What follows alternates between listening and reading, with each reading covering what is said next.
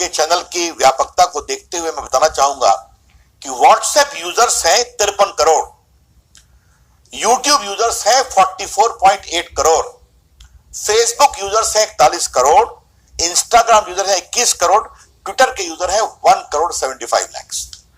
तो ये लगभग 140 करोड़ अकाउंट्स हैं जो यूज होते हैं। स्वागत है, भारत के लोकतंत्र में बोलने की आजादी है, आलोचना करने की आजादी है, चाहे प्रधानमंत्री, चाहे रविशंकर प्रसाद या किसी की भी करिए। लेकिन आप पैसे चाहते हैं फिल्में बने, फिल्में लोग देखें। हमने इस पे कोई सेंसर बोर्ड नहीं लगाया, इस बात को समझिए। आज भी आप थिएटर की फिल्में देखते हैं सुधीर बाबू, तो उसका सेंसर का अप्रूवल जरूरी होता है, मालूम है ना आपको जी। यहां पर हमने वैसी कोई व्यवस्था नहीं की है। हमने कहा है आप स्वयं इसको 5 कैटेगरी में कैटेगराइज कीजिए कि 13 साल से नीचे के बच्चे नहीं देखते, छोटे नहीं देख सकते, बाकी कुछ एडल्ट फिल्में हैं, बाकी हैं। आप स्वयं कैटेगराइज करके बताइए ताकि जब आपकी ओटीटी चले तो लोगों को मालूम हो कि इसमें क्या आने वाला है और उनको ये खुद निर्णय करे पेरेंटल गाइडलाइन के मुताबिक कि इसमें हमें बच्चे को देखने की अनुमति देना चाहिए कि नहीं देना चाहिए। तो ये हमने एक बात कही है।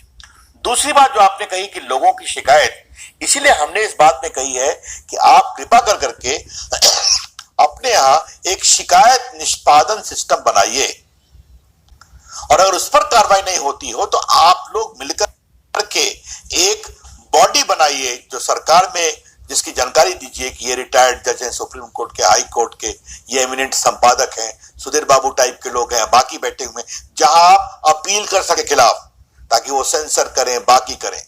और ये दोनों काम अगर नहीं करेंगे तो बाकी सरकार उसमें इस बारे में विचार करेगी।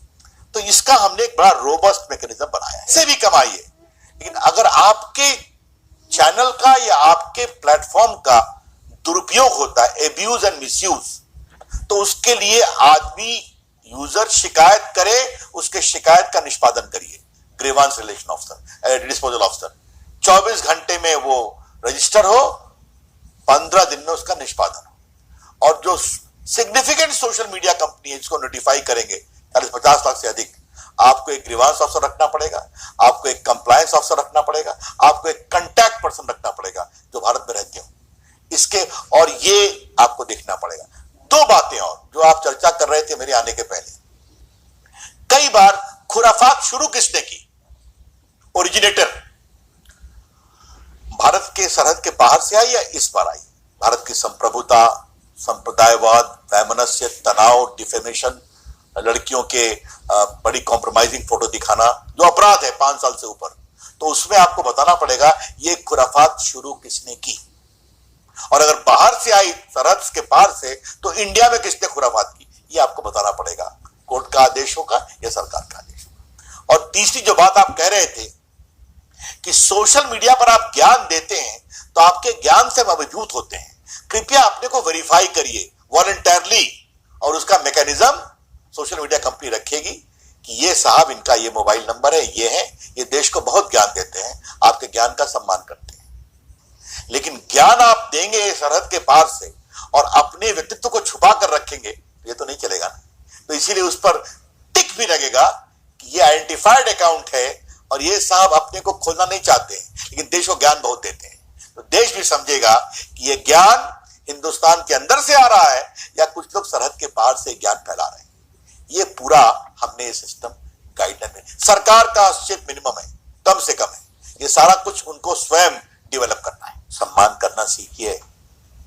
अगर कैपिटल हिल पर उनकी संसद पर, कांग्रेस पर हमला होता है, उसके खिलाफ आप कार्रवाई करते हैं, तो उस पुलिस कार्रवाई का आप समर्थन करते हैं क्योंकि आपके लोकतांत्रिक संस्था की गरिमा बरतनी चाहिए, अच्छी बात है। तो भारत के लोकतंत्र की गरिमा में भी हमारा लाल किला आता है, जहां 70 साल से भारत के प्रधानमंत्री आजादी के बाद से झंडा फहराते हैं, वो हमारे लिए गरिमा का विषय है। तो यहां पर हमला होता है तो वहां पर आप आक्रामक लोग के साथ खड़े हो जाते हैं, उनके अभिव्यक्ति की आजादी के आधार पर, ये तो ठीक नहीं है। सुधीर बाबू, ये दोहरे मानदंड नहीं चलेंगे और नहीं चलने चाहिए। हम अपेक्षा करेंगे कि भारत की संप्रभुता और भारत के इन गरिमामय स्थानों का भी सम्मान होना चाहिए। दूसरी बात, हम आजादी, बोलने की आजादी का पूरा स्वागत करते हैं, पता ही है, कुछ लोग तो ये हाल है कि उन्होंने मोदी जी की आलोचना को अपना एक पूरा धंधा ही बना रखा है, आज से नहीं 20 साल से। तो करने दीजिए उनको, क्या फर्क पड़ता है। हम आलोचना, व्यंग, हास्य, कार्टून का सम्मान करते हैं, लेकिन अब देश की जनता बार बार मोदी जी को आशीर्वाद देती है तो हम क्या करें। लेकिन आप आलोचना के अधिकार में एक बात ध्यान रखिए कि संविधान की धारा 19(1) में बोलने का अधिकार मौलिक अधिकार है। उसमें यह भी लिखा हुआ है 19(2) में देश की संप्रभुता, देश की, तो बिल्कुल संविधान के दायरे में हो रहा है, कुछ संविधान के बाहर नहीं। और फिर कहूंगा, सरकार का हस्तक्षेप मिनिमम है। ये सारे काम channels, OTT, social media platform को स्वयं करने हैं, हमारा हस्तक्षेप नहीं।